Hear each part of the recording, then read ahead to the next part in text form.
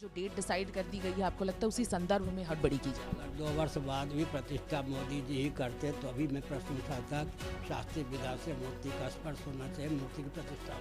कोई कारण नहीं है, मैं किसी पार्टी का नहीं हूँ, मेरा दृष्टिकोण जो है बहुत व्यापक है, विश्व स्तर पर है। मैं नाराज़ होता ही नहीं। नाराज़ होने का अर्थ क्या? मैंने पहले कहा, आग जहाँ प्रकट होती है वह उसी को जलाती हुई प्रकट होती है। ऐसा है कि प्रधानमंत्री नकली नहीं, मुख्यमंत्री नकली नहीं, राज्यपाल नकली नहीं, राष्ट्रपति नकली नहीं। इनसे घटिया पद शंकराचार्य का है क्या? शासकों पर शासन करने का पद हम लोगों का है। ऐसी स्थिति में जब स्वतंत्र भारत में आतंकवादी शंकराचार्य बन के घुमाए जा रहे हैं, इससे सिद्ध होता है कि देश का अस्तित्व आदर्श के साथ खिलवाड़ किया जा रहा है। हार होगा, उसके बाद जैसी संरचना होनी चाहिए होगी। व्यासपीठ के साथ जो टकराता है, 4 खाने चूक हो जाता है। मैंने 10 बार का 20 बार और कहलवा लो, शास्त्रीय विधा से काम नहीं हो रहा है, इसलिए मैं उसमें भाग नहीं लेता। समझ गए? मैं रूठता नहीं, नाराज भी नहीं होता। 22 जनवरी को लेकर पूरे भारत में उत्साह का माहौल है, लेकिन कुछ ऐसी बातें हैं जो शास्त्रों के विरुद्ध जा रही है, और इसी पर चर्चा करने के लिए आज हमारे साथ श्रीमद जगत गुरु शंकराचार्य स्वामी निश्चलानंद सरस्वती जी महाराज जुड़ रहे हैं। उन्होंने कई ऐसी बातें कही हैं जो सबके सुनने योग्य है और सुनना भी चाहिए, क्योंकि इसके पीछे एक लॉजिक भी साफ साफ नजर आ रहा है। महाराज जी, सबसे पहला सवाल, विवाद भी शुरू हो गया है। कहीं ना कहीं उत्साह तो ज़रूर है पूरे भारत देश में, और बहुत सालों बाद ये कार्य हो रहा है, शायद इसलिए भी बहुत ज़्यादा उत्साह है पूरी कम्युनिटी में, पूरे भारत वर्ष में। लेकिन कहीं ना कहीं आमंत्रण को लेकर भी ये जो विवाद सामने आ रहा है, भले वो ऑपोजिशन पार्टीज सवाल उठा रहे हो, आपने भी सवाल उठाया है। मुझे ये जानना था कि आमंत्रण महाराज जी आया है, अगर आमंत्रण आया है तो आपको क्या लग रहा है, आप जाएंगे उस प्राण प्रतिष्ठा में सम्मिलित होने? कि मेरा हृदय ऐसा नहीं कि निमंत्रण दे तो फूल जाऊं, निमंत्रण ना दे तो कुपित हो जाऊं। मैं छुई मुई नहीं हूँ, बहुत धैर्य है भगवत कृपा से। लेकिन परिस्थिति चल रही है, राम जी जो हैं शास्त्र सम्मत विधा से प्रतिष्ठित हों, यह आवश्यक है, और शास्त्र सम्मत विधा से प्रतिष्ठित नहीं हो रहे हैं, इसलिए उसमें मेरा जाना उचित नहीं है। आपका जाना उचित नहीं, आमंत्रण आ गया है? आमंत्रण आया कि एक व्यक्ति के सहित आ सकते हैं जी। लेकिन आप उससे सहमत नहीं हैं? किससे? आमंत्रण से। आमंत्रण से नहीं, कार्यक्रम से सहमत नहीं। किस तरह से सहमत नहीं है? आप कह रहे हैं शास्त्रों के विधि का परित्याग करके जो मुहूर्त का ध्यान रखना चाहिए, कौन मूर्ति का स्पर्श करे, कौन न करे, कौन प्रतिष्ठा करे, कौन न प्रतिष्ठा करे। सुनो, स्कंद पुराण में लिखा है, जो देवी देवता की प्रतिमाएं होती हैं, जिसको श्रीमद् भागवत में अर्चा विग्रह कहा गया है, उसमें देवता के तेज प्रतिष्ठित तब होते हैं जब विधिवत प्रतिष्ठा हो। साथ ही साथ मान लो विधिवत प्रतिष्ठा हो जाए, पूजा आरती इत्यादि में अगर विधि का पालन न किया जाए तो देवी देवता का तेज तिरोहित हो जाता। गुड कंडक्ट बैड कंडक्ट तो आप जानते हो। और जब देवी देवता का तेज तिरोहित हो जाता है तो डाकनी शाकनी भूत प्रेत पिशाच उस प्रतिमा में प्रतिष्ठित होकर पूरे क्षेत्र को तहस नहस कर देते हैं। इसलिए प्राण प्रतिष्ठा, मूर्ति प्रतिष्ठा खिलवाड़ नहीं है, इसमें दर्शन विज्ञान व्यवहार तीनों का एकत्व है। व्यापक अग्नि को घर्षण के द्वारा एक जगह व्यक्त कर लिया जाता है, वो दाहक प्रकाशक अग्नि तत्व होता है। इसी प्रकार व्यापक परमात्मा को मांत्रिक तांत्रिक यांत्रिक विधा से प्रतिमा में अर्चा विग्रह मूर्ति में अभिव्यक्त करने की विधा दर्शन विज्ञान व्यवहार की दृष्टि से बहुत महत्वपूर्ण है। तो उसका अनुपालन उसी ढंग से किया जाएगा तो तेज का प्राकट्य होगा, तेज सबके लिए हितप्रद होगा, नहीं तो विस्फोटक हो जाता है। महाराज जी, जैसे कि आपने कहा कि समय अभी जैसे कि शेष है, मंदिर बना नहीं है पूरा, जैसे कि बताया जा रहा है मंदिर पूरा बना नहीं है। मंदिर बनने में लगेंगे 1-2 वर्ष मंदिर बनने में लगेंगे। लोकसभा चुनाव 2024 के काफ़ी करीब है, आपको लगता है कि उसी के संदर्भ में कहीं ना कहीं जल्दी कराया जा रहा है? 22 जनवरी एक जो डेट डिसाइड कर दी गई है, आपको लगता है उसी संदर्भ में हड़बड़ी की जाए? अगर 2 वर्ष बाद भी प्रतिष्ठा मोदी जी ही करते तो अभी मैं प्रश्न उठाता कि शास्त्रीय विधा से मूर्ति का स्पर्श होना चाहिए, मूर्ति की प्रतिष्ठा होनी चाहिए। जी, तो बिल्कुल वहाँ पर शास्त्रों का ध्यान नहीं रखा जा रहा है? बिल्कुल नहीं रखा जा रहा है, तो स्पष्ट है इसमें क्या। ये एक चर्चा ये भी है महाराज जी कि कहीं ना कहीं एक नाराज़गी है क्या ये नाराजगी, आप कह रहे हैं नाराजगी नहीं है, हम आपका उत्तर सुन चुके हैं, लेकिन किस चीज को लेकर? आपने कहा शास्त्रों के विरुद्ध है इसलिए आप दूर रहना चाहते हैं, लेकिन विरोध का कोई और कारण? और कोई कारण नहीं है, मैं किसी पार्टी का नहीं हूँ, मेरा दृष्टिकोण जो है बहुत व्यापक है, विश्व स्तर पर है। मैं नाराज़ होता ही नहीं। नाराज़ होने का अर्थ क्या है? मैंने पहले कहा, आग जहाँ प्रकट होती है वह उसी को जलाती हुई प्रकट होती है। नाराज जो होता है, क्रोध पर क्रोध करना चाहिए, नहीं तो क्रोध अपने अभिव्यंजक संस्थान को ही जला देता है। मैं ऐसा काम क्यों करूं कि नाराज मैं तो मुस्कुराते हुए सब काम करता हूं। जो मुझसे युद्ध करने आता है उसको बलवान बनाता हूं, मुस्कुराते हुए यूँ करता हूँ, पछाड़ खा जाता है। और जैसे विवादों की ही चर्चा हो रही है, ये एक विवाद और भी चल रहा है असली और नकली शंकराचार्य को लेकर, और हमारी जनता को ये जो है समझ नहीं आया कि विवाद किस चीज़ को लेकर चल रहा है, ये क्या असली और नकली शंकराचार्य की बात चल रही है, इसे ज़रा आप विस्तार में अगर हमारे जनता को बताएं तो। ऐसा है कि प्रधानमंत्री नकली नहीं है, मुख्यमंत्री नकली नहीं, राज्यपाल नकली नहीं, राष्ट्रपति नकली नहीं, इनसे घटिया पद शंकराचार्य का है क्या?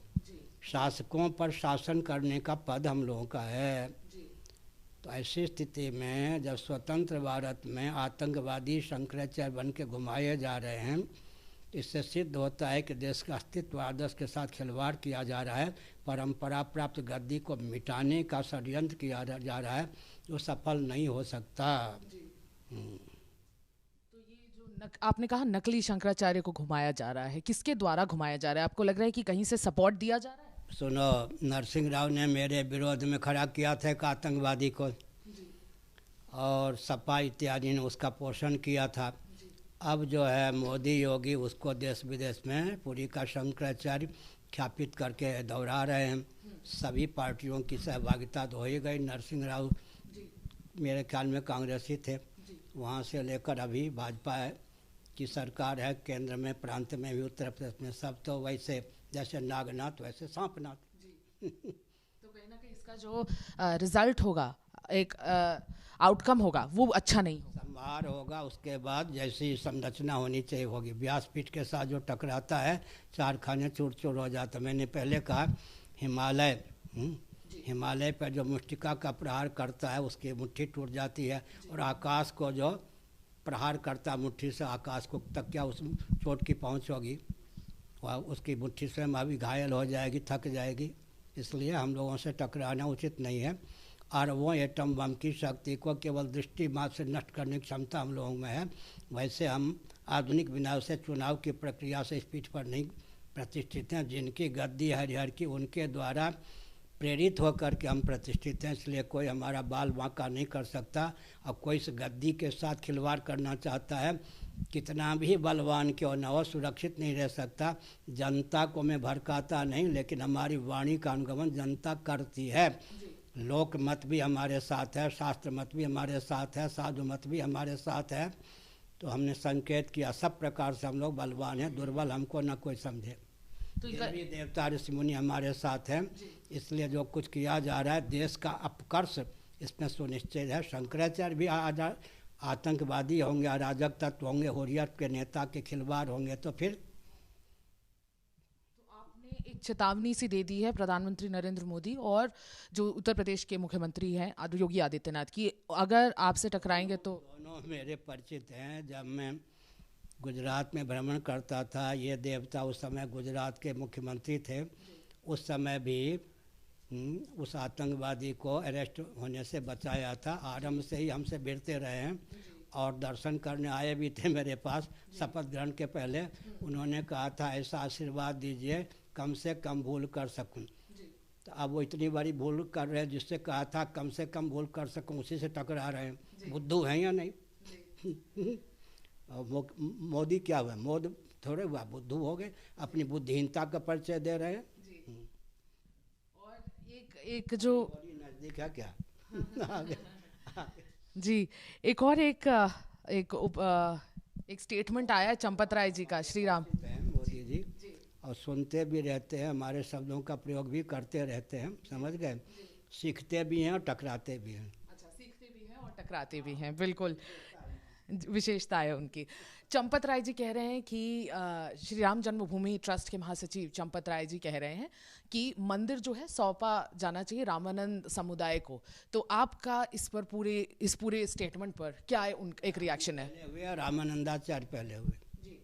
राम जी पहले हुए और रामानंदाचार्य पहले हुए जी। पहले ये चंपत राय पहले हुए या संपत राय पहले हुए? चंपत राय माने यहाँ से वहाँ भगते फिरो क्या, बेपैदनी का लोटा। और लोटा का उल्टा क्या होता है? टालो।